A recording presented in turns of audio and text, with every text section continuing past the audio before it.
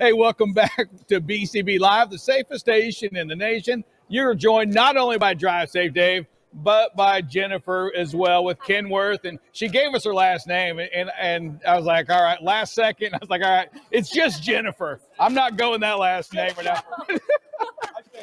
Yeah. Oh, man. So, Jennifer, you're actually with like Kenworth, not MHC, none of that. We got Big Dog here right now. So we got to watch what we talk about, right? We got to make sure we don't say anything. I tell you what. Into this deal.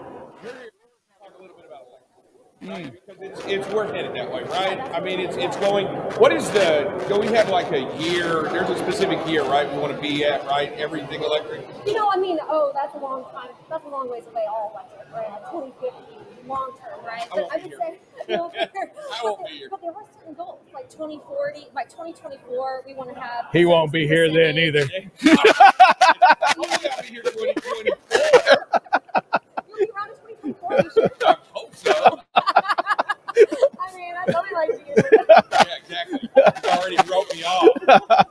You are right. There is a certain percentage, like 9%, and then by 2030, we would like to be around 30% range. But that's where all OEMs to meet CARB and emission regulations, right? And so it's a good thing, and we want to make sure we're part of that solution. So, and when you see the fuel diesel going up, and man, it has gone up 50 cents a gallon over the last 4 or 5 weeks now. Sure. Well, that just further kind of pushes your cause along on the electric vehicle, right? Because obviously you're not going to burn any diesel if you're running an electric vehicle.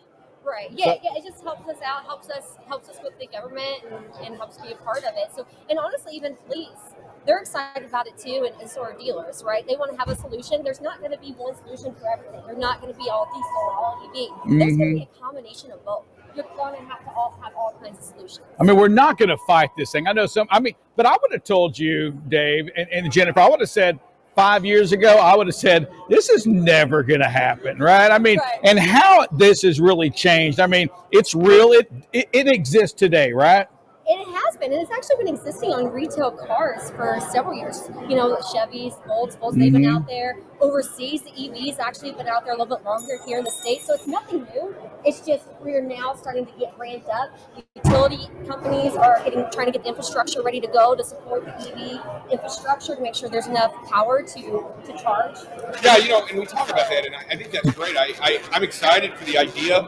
We have the infrastructure bill to help put in and help funnel money in to get this EV going. For the infrastructure, how much different is that EV charge going to be for these vehicles as opposed to the electric car, right? I mean, it's going to be a little different, right? Oh, absolutely. Because these batteries, obviously, they're a lot heavier. You have to go a little bit more mile range. Like ours, we say almost 20 houses will have to power a T680 EV up to 100%. So it's a lot of power going into that truck just to charge it. But ours is lithium iron phosphate, and so if you have 20 minutes to charge it.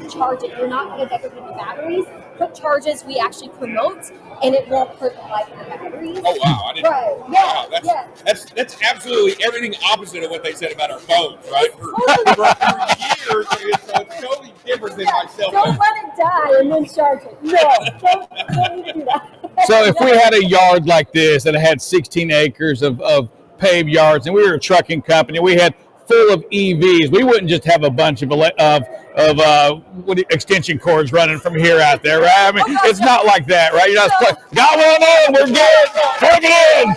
It's not like the golf cart day, right? Where they line them up, and they stick them all out. I don't think it's like this, right? It could, really wanted to. I mean, But have you all been to those grocery stores where they have like those charging stations set up in those parking spots? You probably almost could see like truck stops almost doing the similar thing. Got it. And then you also have to manage the power into each charger to where it's not taking 100% of the state of the power into that charger, right? Because you don't want to shut down the power grid system either. So you have to watch how much power is going into each charger. So let's jump to Kenworth real quick. What's Kenworth's vision in the next few years as it comes to electric vehicles? I mean, I want to hear what they see, what they want, and where they're headed. So our vision obviously is to provide EV products. We have the 680 day cab now. We have our K-Series EV. We are going to have other models out there that we're going to be launching. And then we also have a hydrogen fuel cell. So that's another zero emission product that we're going to offer for more longer range, long haul applications. Or probably about 4 or 5 years away from production intent on those vehicles. Are there any genuine limitations on weight pull or anything like that over? I mean, EV obviously weighs more because the batteries weigh more than the diesel. Yep. On ours, you're going to lose about 5,000 pounds payload for the EVs on that 680. So today you're looking more for specialized, like a private fleet, probably, right? Or regional haul, pick Got up it. delivery, Right, local hauls. It's not long haul.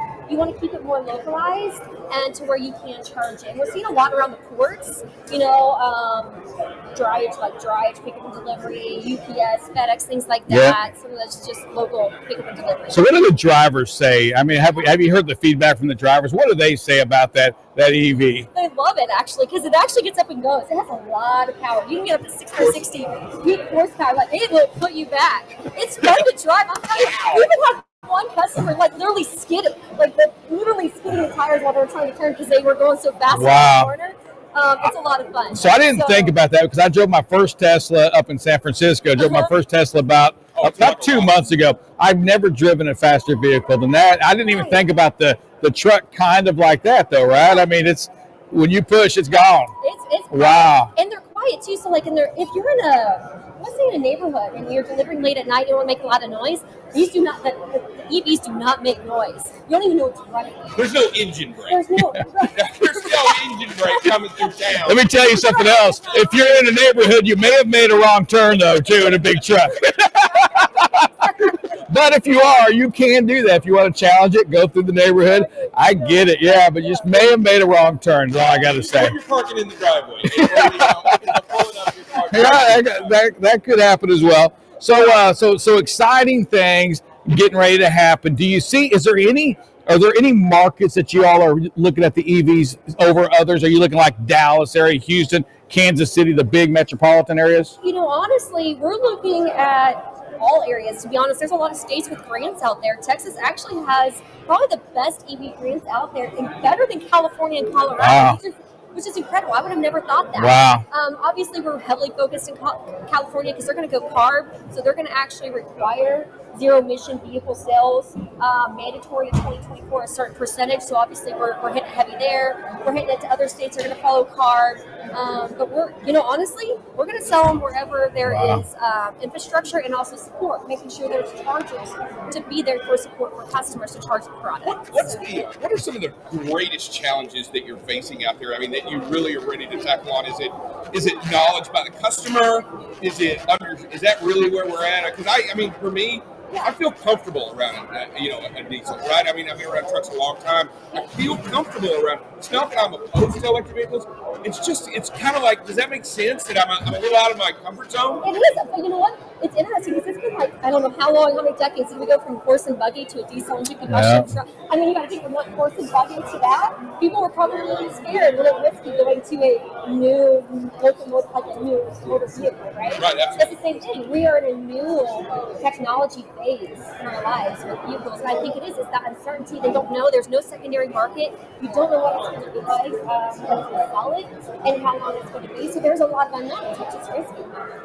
So that's. I have another one too, because we hear this one, the price, right? I think there's a lot of people scared of the price. And when it comes to the grants, I mean, how does a company or a driver or somebody what's the best way for them to go around that to get the grants? You know, that's a great question. So on the price standpoint, you got to look at it this way. So EV cost is up here, but then there's 40% less moving pieces. So you're almost saving 30% in maintenance because you don't have oil change. Wow. So the total life cost goes down, whereas when diesel goes up, right? It's almost inverted two different bell curves. Now, on the grant side, it can help. And again, it depends on the states, what grants you actually qualify for. Because you have to disposition an older vehicle. Gotcha. You can't sell it. You actually just have to total disposition it. And then there's also charger grants. So it all depends on how many grants you get can help with the cost. Does MHC or does Kenworth, you help with that process though of locating where those grants are? We handle the entire process if you want. We have a grant writer that specializes in that. Nice. We also offer financing on the entire package, not just the truck, but the charger and the infrastructure costs. We can actually finance the entire package into a lease. So that way you don't have any upfront costs if you don't want. Right. What are you waiting for? And the grants can apply to the lease, so it's great. And you're taking orders for those now. Oh gosh, yeah, we're delivering. We've been delivering those. So yeah, absolutely. Taking orders from now, delivering them now, getting them to you now. In fact, you'll be the new kid on the block, right? Oh, you'll be the new kid on the block. These electric vehicles, these electric trucks. Oh gosh, that reminds me of the band. Sorry. Yeah, I know, right? He'll start dancing too. You got to look out for Drive Safe, Dave. The right stuff, baby. No doubt about it. Anything else sticking out with these electric vehicles right now? I mean, anything you want to just hit on that we haven't talked about, Dave? You know, I'm just saying, is it going to create, and I'm just saying, a whole new service industry? Because I mean, no longer you're looking at a diesel mechanic, you're looking at more of an electrician, right? And we're not talking about your 12-volt battery, right? We're talking about high voltage, high amperage. I mean, it's dangerous line, right? I mean, it's not like this, you touch a screwdriver to it, oh, yeah, it's got a short at it. You don't want to do that with these kinds of trucks. It's a whole new industry, right? There is, and actually we offer training on how to manage and how to service with the EVs and being careful from a safety standpoint. You have to be safe, especially when there's wet environments around the vehicles themselves. But you're a software technician, and almost that's what trucks are going today. Look how many computer systems are on the vehicles today. Oh, absolutely. No, for real. No. Everything. It's all new technology. Yeah, it's headed that way, and I think it's going to be even more of that with these electronic. I mean, you're just talking about either a guy with, you're talking about a geek over there just handling with a little computer, right? A laptop. That's your diesel mechanic. That's me. That's if I'm ever going to be a mechanic, that just let me change a battery. I may not be able to handle that, but that's what I'm qualified for. It's a new way to go, right?